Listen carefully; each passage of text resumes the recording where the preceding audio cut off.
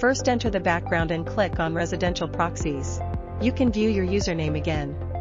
View the country or region IP address you need. You can also view the port and address, city, state, username, and password.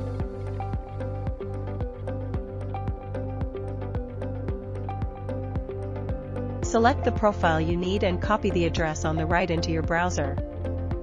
Then open the browser page and add the profile information. Enter the profile name, select the proxy type, and enter the proxy address, port number, username, and password.